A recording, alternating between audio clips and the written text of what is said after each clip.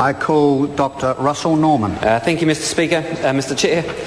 The Green Party's vision for Aotearoa New Zealand is one of prosperity without growth in resource use and without growth in waste.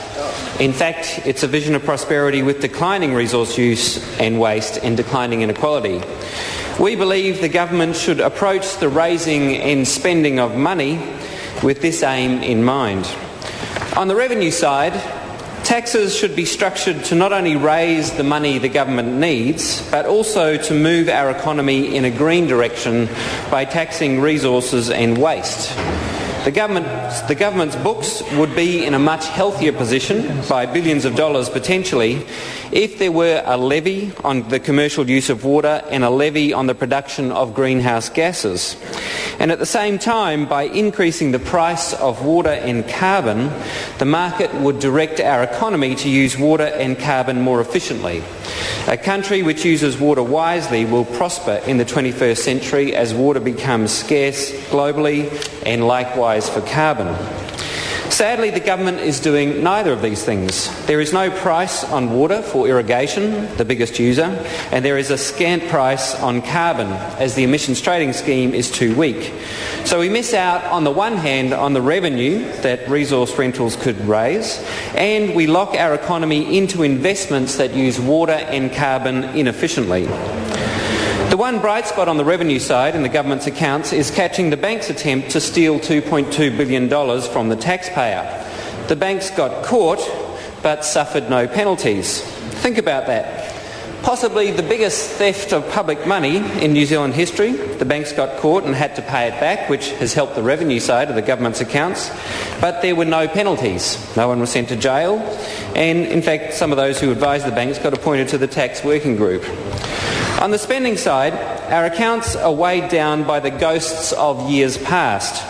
The dramatic increase in inequality in the 80s and 90s has left our budget with huge legacy spending due to high crime and violence, high prison populations, high spending on social services and preventable illness, and an education system that is struggling to teach kids who are dragged back by poverty. Inequality is really, really expensive on the public purse, and we are living with that legacy and paying taxes through the nose to pay for the downstream effects of the Rogernomics experiment. Also on the spending side, we are throwing vast amounts of treasure at new motorways, literally tens of billions of dollars, which makes the spending on buses, trains, cycling and walking look like peanuts. It is Joyce's Think Big project with the inevitable production of white elephants. Labor and National clearly don't read the reports from the International Energy Agency that are warning governments that the era of cheap oil is over. So I suggest one way for the government to save money is to stop paying for the International Energy Agency reports, because clearly no one in government is reading them. And then there is the small question of our accounting framework for these accounts. When we consume natural capital, when we mine minerals to buy consumer goods, are we really richer? Our national accounts certainly say so, as GDP increases. But if you start selling off parts of your house in order to buy flat-screen TVs, are you actually richer? Of course not. You're simply consuming your capital. And that is exactly what we're doing with our minerals. We are simply consuming today the natural capital that we will never have again.